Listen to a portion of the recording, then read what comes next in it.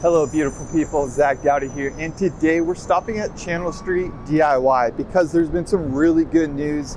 The keys are back into the skateboarders' hand. The city handed them back over, and this place has been closed for so long. Before we dive in, give you a little update and show you where it is at in its current status right now, let me give you a little bit of a context to why and what is happening. In this video, we're not going to do a deep dive into Channel Street. It's more of a quick overview of what kind of happened and the current state where it is right now. So Channel Street Skatepark actually closed in April 2015 with the expectations that it'd be open about a year later and it would be an official city skate park. On Tuesday, October 12th, 2021, City Council member Joe Bisconio handed off the keys to the San Pedro Skatepark Association. What this means is that they are official tenants of the Channel Street Skatepark. The lease between the city of LA and SPSA have been signed for 20 years with options for renewal, and their construction permits are a go. The next steps in order to reopen the skate park is fixing, repairing, and rebuilding what was demolished. The crew at Channel Street is keeping the fences up and the barriers and the bowls for now so that they can work on repairs in a timely manner. You can donate to this project at sanpedroskate.org. I'll leave a link down in the description.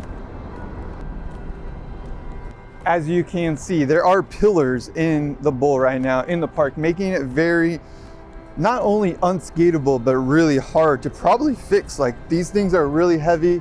They're going to destroy some of the skate park, but I think this is the way for the city to kind of shut down the park temporarily. When I say temporary, that is a really long temporary, but the cool part, it is going to be back into the skaters' hands really soon. Just kind of wanted to see where it's at before.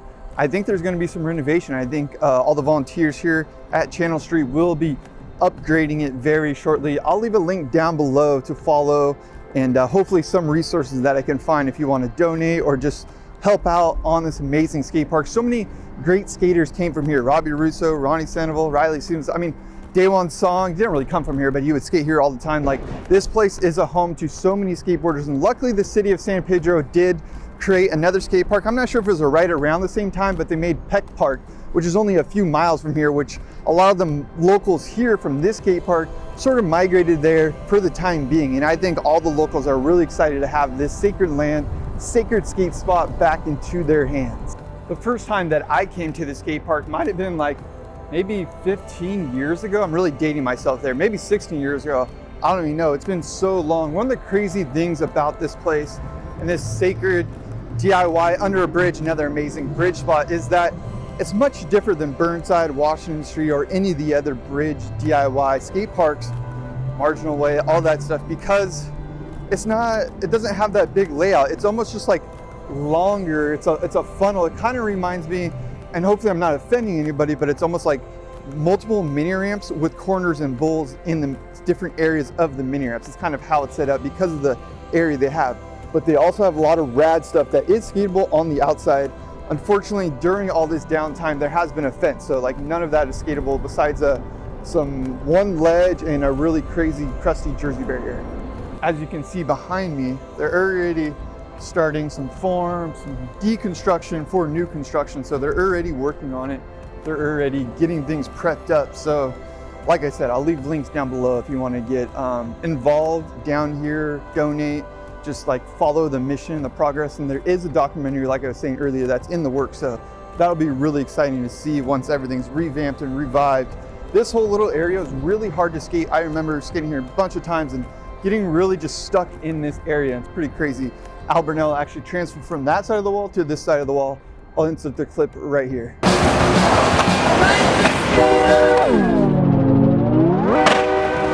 But the overall like infrastructure and like everything that's here is still here. I think the only big difference so far is obviously right here is taken out. There is some damage just from like the city and the Jersey barriers and stuff like that. But overall, everything else does look the same. There's some missing pole coping over here, little things like that, but nothing that can't be repaired. There's a lot of the good coping, a lot of the good concrete, a lot of the stuff that I really liked here is still here. Like the really gnarly brick wall, the vert wall, the famous sort of doorway, not famous, but I think that was one of the first kind of like things like that, a doorway where it had a really gnarly skinny channel over it. That thing is insane. So many crazy tricks have gone down on that. Very memorable area of this skate park. But yeah, it was really cool just being here and checking out this amazing DIY that will soon be revived and back in skatable. It's really rad that it is back into the skaters' hands. That is the best news I've heard all year.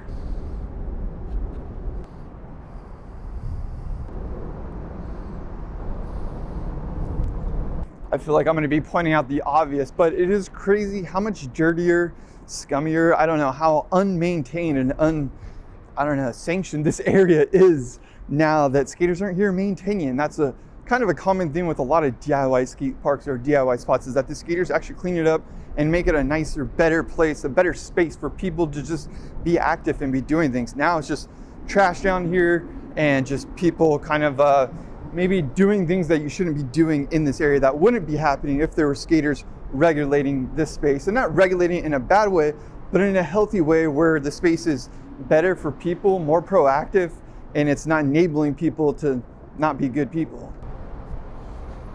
Yeah, I know, it's pretty ridiculous that I'm walking around in slides right now in the skate park. I have the worst heel bruise, or not even a heel bruise, it's a bruise in the middle of my foot. Maybe some tips down below. I think I'm on no skate patrol, at least for a couple weeks, just to get this heel bruise, or not heel, I'm saying heel bruise because that's not, it's like in the middle of my foot bruise. But yeah, super rad to come here and check out this DIY skate park, see the updates of what's going on. I'll definitely be back and try to contribute however I can, what's available.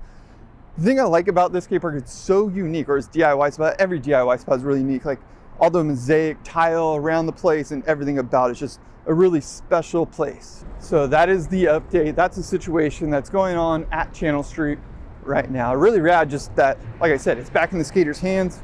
Super stoked to hear that and to see that it's actually not too bad. There's not too much to really fix up or anything like that. There's just that one area that they are fixing up.